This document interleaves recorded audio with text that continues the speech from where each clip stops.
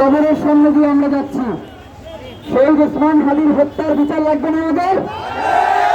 এই বিচারকে কোন পরাশক্তির কাছে আমরা কি ছেড়ে দিব?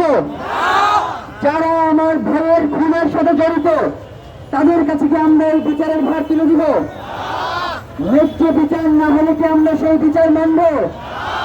স্লোগান কি হবে? স্লোগান কি হবে? কোনটি কি জোর আছে? এই বিচার বিচার বিচার চাই, হাদি হত্যার বিচার চাই, বিচার বিচার বিচার চাই, হাদি হত্যার বিচার চাই। কে বলে রে হাদি নাই? কে বলে রে হাদি নাই? এক হাদি লোকান্তরে, লক্ষ হাদি লড়াই করে বাংলাদেশের পতাকায়, লাল সবুজের পতাকায়, সংস্কৃতির নিশানায় আমার ভাইয়ের রক্ত, হাদি ভাইয়ের রক্ত, আমার ভাই কবরে, হাদি ভাই কবরে, খুনি কেন বাহিরে? হাদি ভাই কবরে, খুনি কেন বাহিরে?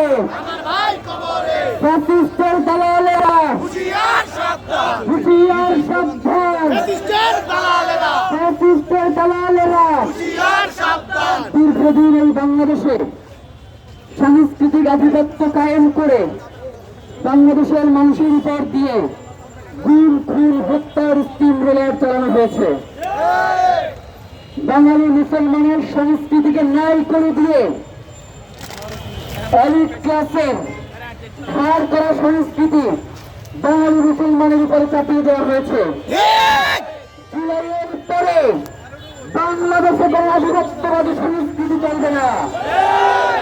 সপ্তাহ পরে বাংলাদেশে কোনো আধিপত্যবাদী সাংস্কৃতিক কর্মকাণ্ড কায়েম করতে দেওয়া হবে না। বাংলার কৃষক কোনদিন ইলিশ মাছ দিয়ে পান্তা ভাত খাইতে পারে নাই, তার জীবনে সে কোনদিন ইলিশ মাছ কিনতেই পারে নাই। এলিট ক্লাস নতুন করে এই কালচারে পান্তা ভাত আর ইলিশ মাছ নিয়ে আসছে, অথচ আমাদের বাপ দাদা যারা কৃষক রয়েছে তাদেরকে আমরা দেখেছি আলু ভর্তা নামায় মরিচ ভর্তা দিয়ে পান্তা ভাত খেয়ে তারপরে মাঠে কাজ করতে যাইতো। সর্বোচ্চ যদি কোনো কিছু থাকতো তাইলে একটা ডিম বাজার। ইলিশ মাছ বাংলাদেশের এই কৃষকের পয়লা বৈশাখের সংস্কৃতি হল।